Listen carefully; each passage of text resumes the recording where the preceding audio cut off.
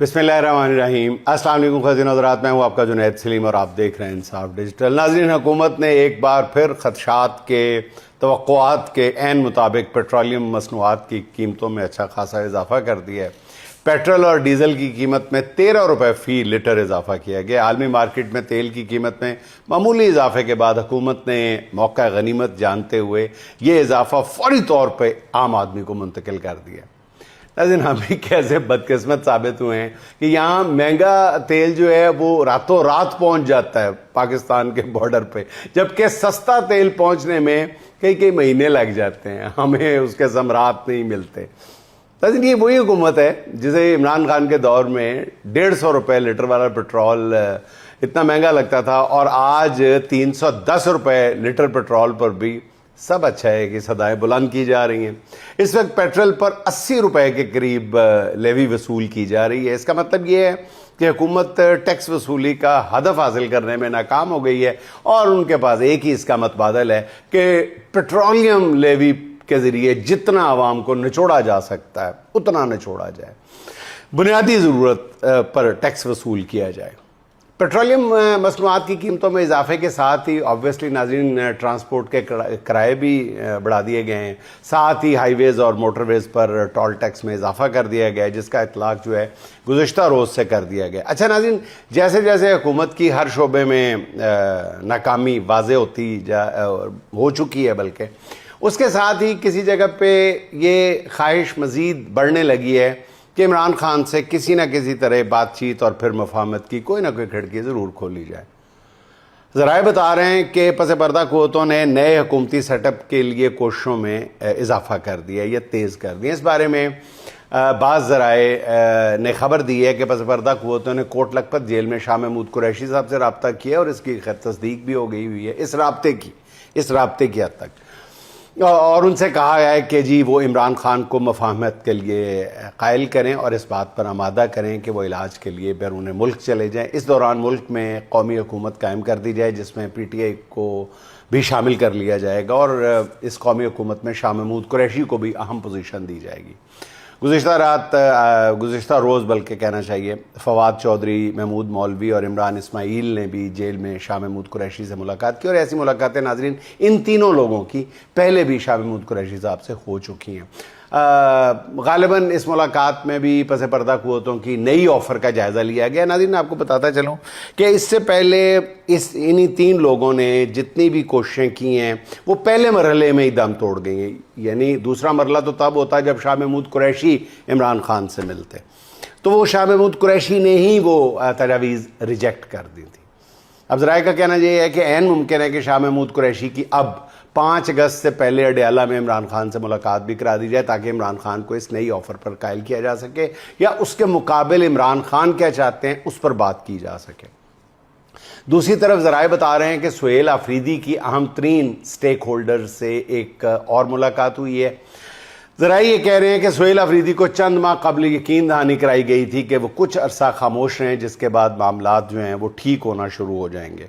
अच्छा नाज़रीन, मैं अपनी ज़ाती इन्फॉर्मेशन आपको दे दूं, ये जो शाह महमूद कुरैशी से मुलाकात है और अगर इसका मवाजना ये सुहेल आफरीदी वाली मुलाकात से किया जाए तो सुहेल आफरीदी वाली मुलाकात ज़्यादा अहमियत की हामिल है। बस मेरे थोड़े कहे कोई ज़्यादा समझें। कहा जा रहा है कि जी सुहेल आफरीदी को जो यकीन दहानी कराई गई थी चंद माह पहले के जी वो कुछ अरसा खामोश हैं, उसके बाद मामला ठीक होना शुरू हो जाएंगे। अब ज़रा कहते हैं इस ताज़ा मुलाकात में सुहेल आफरीदी ने बड़ा शद्दोमत के साथ ये मुतालबा किया है कि इमरान खान के हवाले से किसी ठोस रिलीफ को फौरी तौर पर सामने लाया जाए, वरना मेरे हथों वसों गल बाहर जाए।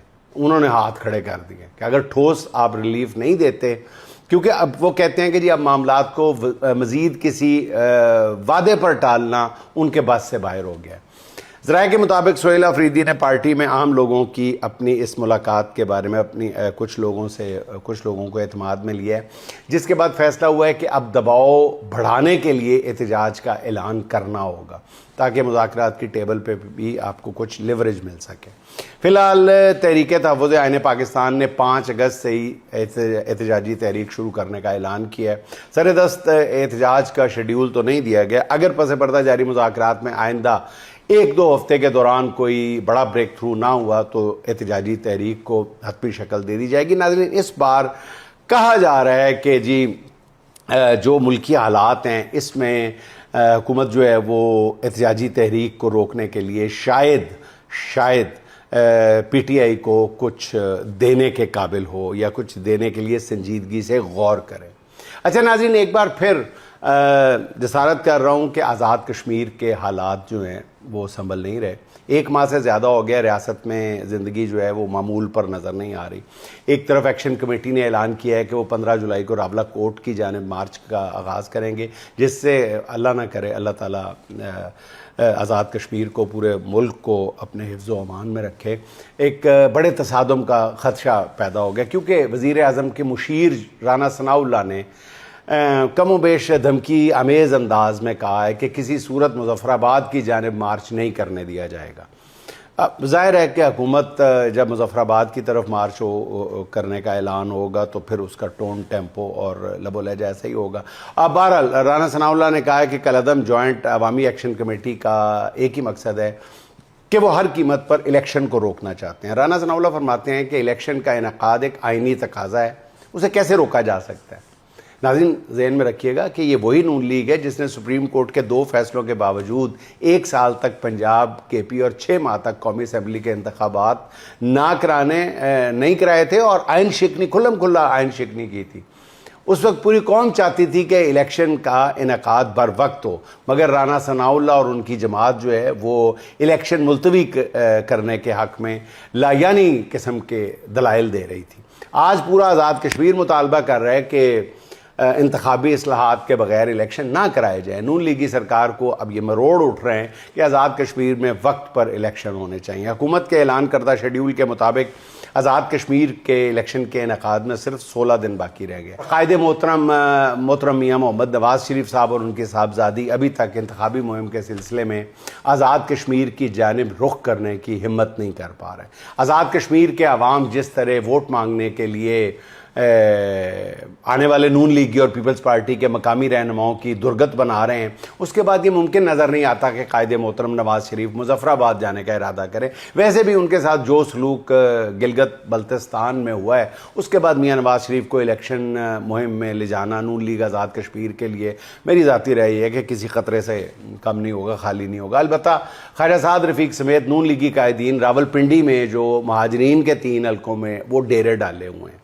ان تینوں حلقوں میں 10 سے 15 ہزار رجسٹرڈ ووٹر ہیں جن سے روز خطاب کر کے انتخابی مہم کا شوق جو ہے وہ پورا کیا جا رہا ہے۔ دوسری طرف اپوزیشن اتحاد جو ہے وہ تحریک تحفظ آئین پاکستان نے بھی مطالبہ کیا ہے کہ آزاد جموں و کشمیر کی موجودہ سیاسی اور انتظامی صورتحال جو ہے وہ آزادانہ، منصفانہ اور شفاف انتخابات کے انعقاد کے لیے سازگار نہیں ہے، لہذا تمام متعلقہ فریقین کے درمیان بامانی مذاکرات کا آغاز کرتے ہوئے انتخابات کو ملتوی کر دیا جائے تاکہ عوام کے حقیقی مینڈیٹ کا تحفظ یقینی بنایا جا سکے۔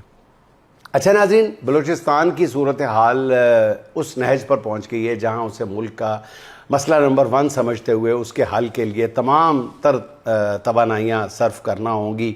ملک کے طاقتور حلقے اس جانب اب سنجیدگی سے سوچ رہے ہیں کہ اس کا کوئی بہت مضبوط فوٹنگ پہ اس کا کوئی حل تلاش کیا جائے۔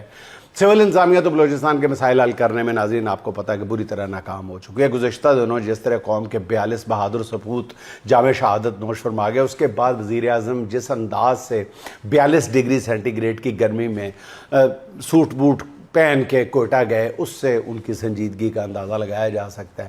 اس اہم موقع پر وزیر داخلہ ملک کے اندر موجود ہی نہیں ہے، جس پر سردار اختر مینگل نے طنزیہ انداز میں کہا ہے کہ نیو یارک وزیر داخلہ صاحب جو ہیں وہ نیو یارک گئے ہوئے ہیں، کوئی ایس ایچ او ڈھونڈنے گئے ہیں جو ہماری مرمت کر سکے، کیونکہ ہمارے اپنے ایس ایچ او اتنے قابل نہیں ہیں، گھر سنبھالا نہیں جاتا اور بین الاقوامی معاملات حل کرنے جا رہے ہیں۔ سردار اختر مینگل بلوچستان کے حالات سے متعلق جس طرح کی گفتگو کر رہے ہیں اسے یہاں دہرائے بغیر صرف اتنا بتا دینا کافی ہے کہ حالات جو ہیں وہ خاصے الارمنگ ہیں۔ آج بلوچستان میں مسئلہ صرف یہ نہیں ہے کہ پہاڑوں پر چڑھے لوگوں کو واپس لایا جائے یا ان کے خلاف فیصلہ کن کارروائی کی جائے، مسئلہ संगीन ये है कि मज़ीद पढ़े लिखे नौजवानों को पहाड़ों पर जाने से कैसे रोका जा सकता है। वज़ीर आज़म ने कोयटा में इजलास के बाद गुफ्तगू करते हुए कहा है कि बलूचिस्तान में जारी फसाद में कुछ और बैरूनी हाथ भी मुलव्वस हैं, ताहम मैं इस वक्त उनका नाम लेना मुनासिब नहीं समझता। कुछ लोग अपने अपने तई अंदाज़े लगा रहे हैं कि वज़ीर आज़म का इशारा किस तरफ है, लेकिन वो अंदाज़ा लगाना और यहाँ बयान करना भी मुनासिब नहीं है। दुश्मन ने बलूचिस्तान को नाज़रीन सीधी बात है मैदान जंग बना दिया है, मगर वज़ीर आज़म अभी मसलियत का शिकार होकर पता नहीं क्या क्या कह रहे हैं, मैं तो समझने से कासिर हूँ। नाज़रीन सीधी बात है कि बलूचिस्तान में हिंदुस्तान और इसराइल जो है वो नंगा चिट्टा होकर खेलने के लिए मैदान में उतरा हुआ है। बिल्कुल इसमें किसी को कोई शक नहीं होना चाहिए कि आप जितने मर्जी अगर मगर लगाएं, लेकिन ये बात अपनी जगह रोज़े रोशन की तरह आया खुली हकीकत है, खुली हकीकत है कि हिंदुस्तान जो है वो सफारती महाज पर जो पाकिस्तान को कामयाबियां हासिल हुई हैं उस पर वो खार खाए बैठा है और उसका बदला वो बलूचिस्तान में लेना चाहता है। अच्छा नाज़रीन, वज़ीर आज़म शहबाज शरीफ की मुश्किलात का कुछ अंदाज़ा इस खबर से लगाएं कि हमारे दोस्त चीन ने अक़वाम मुत्तहिदा की सलामती कौंसिल में BLA मजीद ग्रुप पर पाबंदी लगाने के लिए दोबारा करारदाद पेश की। पहली बार गुज़िश्ता साल अगस्त में, अब दोबारा पिछले माह सलामती कौंसिल में करारदाद पेश की गई है। दोनों बार अमेरिका ने फ्रांस और बरतानिया के साथ मिलकर टेक्निकल होल्ड लगा के इस कोशिश को नाकाम बना दिया है। अब फैसला कीजिए कि जो BLA पर अक़वाम मुत्तहिदा में पाबंदी नहीं लगने देता वो पाकिस्तान का दोस्त कैसे हो सकता है। अगर अमेरिका ऐसा ना करता तो फिर फ्रांस और बरतानिया भी ना करते, लेकिन हम आज भी ट्रंप को सलाम पर सलाम पेश किए चले जा रहे हैं, कॉर्नश बजा ला रहे हैं। अच्छा नाज़रीन, पाकिस्तान आज इस नहज तक कैसे पहुंचा, इसे समझने के लिए चंद छोटी छोटी खबरें पेश खिदमत हैं। ये खबरें नहीं हैं, ये समाज की हकीकी तस्वीर है जिससे नज़रें मिलाने की हम हिम्मत नहीं जुटा पा रहे, इसलिए रेगुलर मीडिया पर इनमें से शायद ही कोई ख़बर आपको मिले। पाकिस्तान आलमी दहशतगर्दी की फहरिस्त में दूसरे नंबर पे आ गया, यानी पाकिस्तान दुनिया में दूसरा ऐसा मुल्क है जहां सबसे ज़्यादा दहशतगर्दी हो रही है। इस फहरिस्त में अफ़गानिस्तान का नंबर 9 है, 9th, यानी अमन व अमान के हवाले से अफ़गानिस्तान पाकिस्तान से 7 गुना बेहतर मुल्क है। यानी फिर हम जब सवाल करते हैं कि पाकिस्तान में बैरूनी सरमायाकारी क्यों नहीं आती, उससे जुड़ी एक और ख़बर इसी बात है कि पाकिस्तानी पासपोर्ट जो है वो दुनिया का चौथा बदतरीन पासपोर्ट करार पाया है। पासपोर्ट के मामले में सोमालिया भी पाकिस्तान से ऊपर है, पाकिस्तान से बाजी ले। एक और खबर सुने, 230 अरब रुपए के फंड लेने के बावजूद लाहौर पुलिस की नाकस कारकर्दगी का लाहौर में अगवा, ज्यादती और गैंगरेप के केसेस में इजाफा हुआ है। बंदे मारने के बावजूद CTD और पता नहीं किस किस के नाम लेते हैं, बड़े फ़ख्र से कि जराइम काम हो गए। 6 माह के दौरान शहर में अगवा और ज़्यादती के 6092 मुकदमात दर्ज हुए हैं। बच्चों के अगवा के 1162 मुकदमात दर्ज हुए हैं। ख़वातीन के साथ ज़्यादती के 414 मुकदमात रिपोर्ट हुए हैं सिर्फ 6 माह में। और ये आखिरी खबर भी सुन लें, ऑडिट रिपोर्ट में इंकशाफ हुआ है कि फार्म 47 की शहबाज सरकार के दौरान मुनाफा में चलने वाला इदारा जो पास्को है वो अरबों रुपए के नुकसान में चला गया। पास्को ने इमरान खान के दौर में 2021 में 4 अरब रुपए का मुनाफा कमाया था। 4 साल बाद 2025 में यही इदारा जो है वो 20.5 अरब रुपए के खसारे में चला गया। कैसे, कुछ पता नहीं। अच्छा नाज़रीन, हमारे बहुत प्यारे दोस्त मोहतरम जनाब वफाकी वज़ीर एहसन इकबाल साहब हर हफ्ते कोई ना कोई कौम को नई विज़न की नवीद सुनाते हैं बाकायदगी से, कोई हफ्ता नहीं जाने देते खाली। अच्छी बात है, उनकी कौम को उम्मीद दिलानी चाहिए। सिर्फ एक शोबा रह गया था जो जनाब एहसन इकबाल के विज़न से ताहाल खाली था। खुदा का शुक्र है कि गुज़िश्ता रोज़ उन्होंने अपनी तमाम तर मसरूफियात के बावजूद इस हवाले से भी विज़न दे दिया। अब तक स्पेस के हवाले से जनाब एहसन इकबाल का कोई विजन सामने नहीं आया था जिसकी जानिब उनके मद्दा तवज्जो भी दिलाते रहते थे। बिल आखिर जनाब एहसन इकबाल ने अपनी तवज्जो इस जानिब मरकूज़ करते हुए ये मुश्किल विजन भी दे दिया है। मोहतरम जनाब एहसन इकबाल साहब ने बताया कि पाकिस्तान का हदफ 2035 तक चांद पर कौमी मिशन भेजना और 2047 तक कमरी मौजूदगी कायम करना है। पूरी कौम वफाकी वज़ीर बनाए मनसूबाबंदी मोहतरम जनाब एहसन इकबाल साहब की मशकूर है कि उन्होंने 2035 तक चांद पर जाने का विज़न दे दिया। अब उनसे गुजारिश ये है कि वो ये विज़न भी दे दें कि चांद पर पहुंचने के लिए 2035 तक ज़मीन पर जिस्म जान का रिश्ता कैसे बरकरार रखना है। وہ بات یاد آ جاتی ہے کہ بھکاری کسی بندے سے کہتا ہے کہ مجھے 500 روپیہ دو، پھر میں تمہیں یہ خوشخبری سناؤں گا کہ تمہاری شادی کسی کروڑ پتی گھر میں ہونے والی ہے، 500 روپیہ مجھے بھیک دے دو، بڑی کروڑ ارب پتی گھر میں تمہاری شادی ہونے والی ہے۔ تو بندہ کہتا ہے 500 چھوڑو، یہ 1000 روپیہ لو اور یہ بتاؤ کہ گھر میں جو 5 بچے اور 1 بیوی ہے اس کا کیا کرنا ہے؟ تو حضور والا عرض یہ ہے کہ چاند پہ تو جو جائیں گے سو جائیں گے، جو اس وقت زمین پہ ہم بھگت رہے ہیں اس کا کیا کرنا ہے؟ اچھا ناظرین، بتایا جا رہا ہے کہ اسحاق ڈار اب نون لیگ کے لیے بھاری پتھر بنتے جا رہے ہیں۔ اتنا بھاری پتھر جو بھی انہیں بچانے کی کوشش کرے گا وہ خود بھی شاید اس کی زد میں آ جائے گا، مگر اس کے باوجود شریف خاندان نے اپنے سمدھی کو بچانے کے لیے ہر ممکن کوشش شروع کر دی ہے۔ میرا گمان یہ تھا 2 دن پہلے کہ شاید اس کو دبانے کی کوشش کامیاب ہو چکی ہے، لیکن تازہ ترین اطلاعات یہ ہیں کہ ایسا بالکل بھی نہیں ہے۔ معاملہ جو ہے وہ سنگین سے سنگین تر ڈائمنشن میں جاتا ہوا نظر آ رہا ہے۔ میڈیا میں شریف خاندان کا بیانیہ اکثر بیان کرنے والے ان کے بارے میں کہا جاتا ہے۔ محترم جناب ابصار عالم صاحب نے اسحاق ڈار صاحب کا نام لیے بغیر شریف خاندان کا سارا دکھ بیان کر دیا۔ محترم جناب ابصار عالم صاحب کی گفتگو اور طرز تخاطب سے اندازہ ہوتا ہے انہوں نے کہا نہیں ہے، نام نہیں لیا، میں بار بار وضاحت کر دوں، اندازہ ہوتا ہے کہ شریف خاندان سمجھتا ہے کہ اسحاق ڈار صاحب کے خلاف مہم کے پیچھے شاید محسن نقوی صاحب کا دماغ کار فرما۔ ابصار عالم صاحب کہتے ہیں کہ مجھے حکومت سمجھا دے کہ وزیر داخلہ جو ملک میں موجود نہیں ہوتے، انہوں نے کرکٹ کا ستیہ ناش کر دیا، اسلام آباد کا ستیہ ناش کر دیا، بلوچستان کا ستیہ ناش کر دیا، کے پی کا ستیہ ناش کر دیا، اب آزاد کشمیر کا ستیہ ناش کر دیا، ان سے کچھ پوچھا کیوں نہیں جاتا؟ بلوچستان کے بارے میں کہتے تھے کہ ایک ایس ایچ او کی مار ہے، 2 ایس ایچ او شہید ہو گئے ہیں، ہمارے وزیر داخلہ عرف وزیر خارجہ پتہ نہیں کہاں ہیں۔ ابصار عالم صاحب کے لہجے سے اندازہ ہوتا ہے کہ رضا ڈار والے معاملے پر شریف خاندان خاصی تکلیف میں ہے۔ اچھا ناظرین، آخر میں خضر سلیم صاحب کے چند اشعار، وہ جو خمار فتح میں تھا ناچتے ہوئے، وہ جو خمار فتح میں تھا ناچتے ہوئے، ایک ایک زخم گنتا ہے اب ہانپتے ہوئے، ایک ایک زخم گنتا ہے اب ہانپتے ہوئے۔